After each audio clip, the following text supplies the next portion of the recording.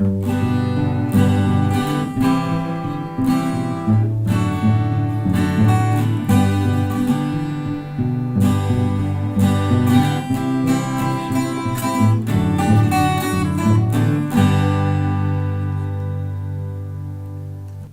realised in scrolling through my past videos that I have neglected to discuss Ireland's rich and unique history.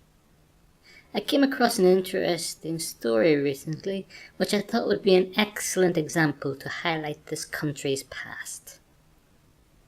As I relate this story, I have to remind myself that sometimes people may not be able to gel with what I see as everyday, mundane, or bog standard.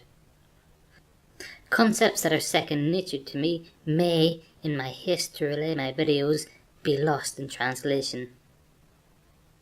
That is what came to mind to me when I came across this topic for the current video, and I think it's something to bear in mind.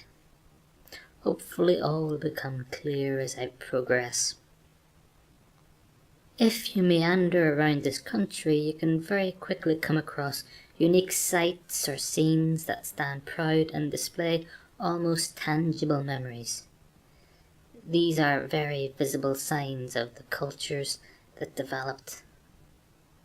But how to react when a previously invisible, unusual memory makes itself known to the world? An example of this is the astonishingly regular discoveries from the Irish bogs.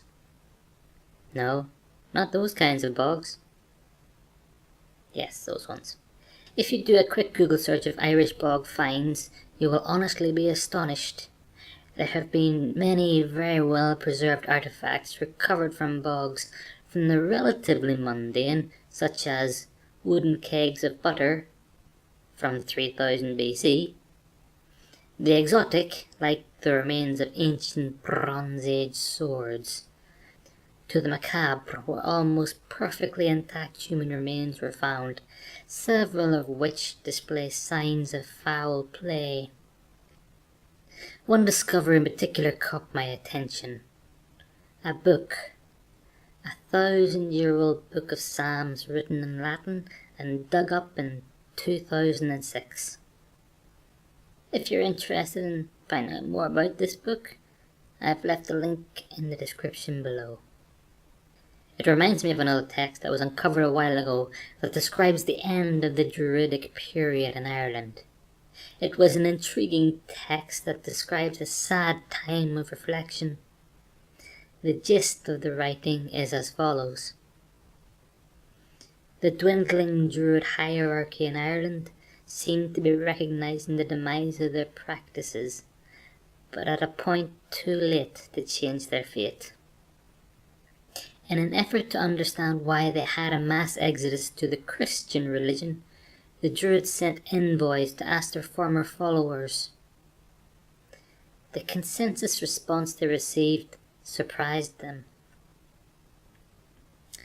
The new converts replied that Christian missionaries had merely asked people to believe in and worship this man Jesus, a man of profound wisdom who had performed such feats as turning water into wine, casting out demons, and who was even raised from the dead.